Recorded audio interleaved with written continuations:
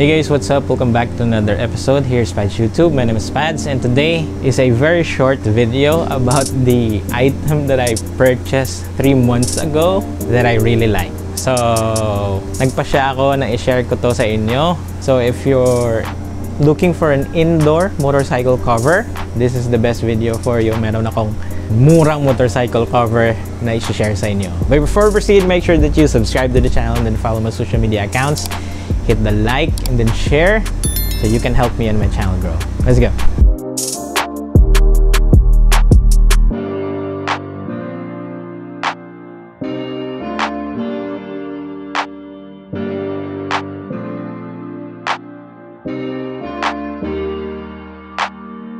Okay, so bakit ako bumili ng motorcycle cover na ganito? Now, the past few months that I haven't been using the motorcycle since I was doing travel vlogs, hindi ko siya nagagamit. And then, if ginagamit ko siya, it's only a weekend adventure machine. So, most of the time, dito lang siya nakaupo sa garahe. So, I wanted to purchase a cover for my motorcycle to protect it when I'm not using the motorcycle. So, eto yung nakita ko online. Now, maybe you're asking bakit hindi ako bumili ng mga usual, ordinary motorcycle covers, yung mga kakapal. Kasi one reason that I want for my motorcycle cover is that I can see what's going on inside sa cover.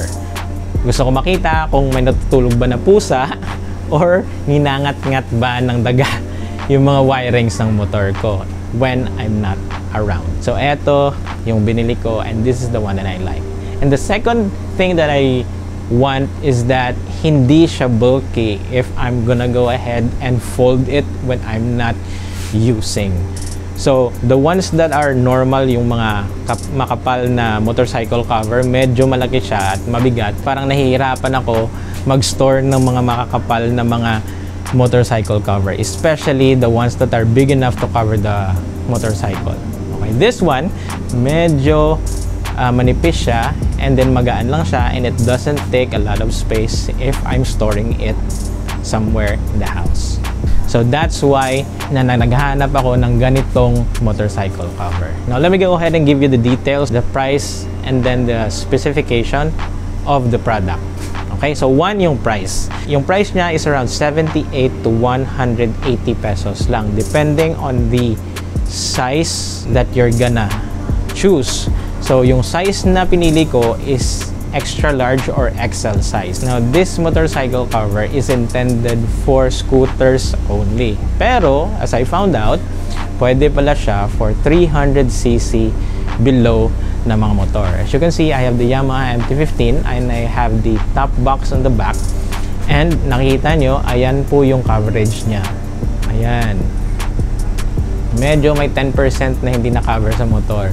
If I'm gonna go ahead and remove the top box, makakover po ng plastic yung rear tire ko. Pero sa harap, ganyan lang po yung coverage niya. The reason is that, syempre, I have a higher rear view mirror and at the same time, higher handlebars. So, ayan. Now, the good thing about this purchase is that binili ko siya before dumating yung bagyong Egay. And then, napakaganda kasi na-test ko yung motorcycle cover talaga nang dumaan yung bagyo. And, as you can see, intact yung motorcycle cover. Okay, hindi siya napunit sa lakas ng hangin. And at the same time, hindi siya nabutas. So, it's a really good buy for the price ng item na ito.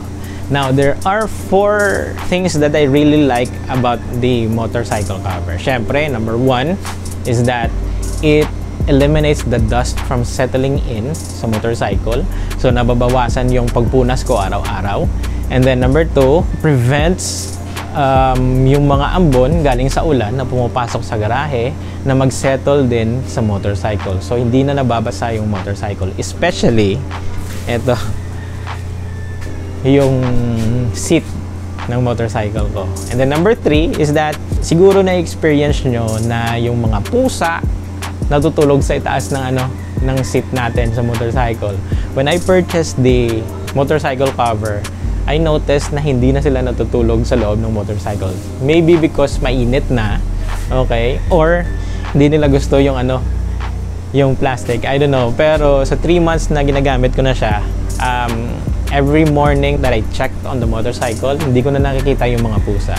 Hindi pa naman ako na-experience na naputulan ng wiring because of mga daga na kinakain nila yung wiring. So, that's one of the reasons na nagustuhan ko sa motorcycle cover na ito. And then number 4, syempre nakikita ko every morning, hindi ko na kailangan tanggalin yung cover para makita ko yung motorcycle. I can just, go ahead and sit and then stare on the motorcycle kasi nakikita ko siya kasi see-through yung plastic niya. Those are the reasons why I bought this item. Now, if you are interested in purchasing one, I'm gonna go ahead and link the item on Shopee sa description ng video na ito. So, check that out if you're interested.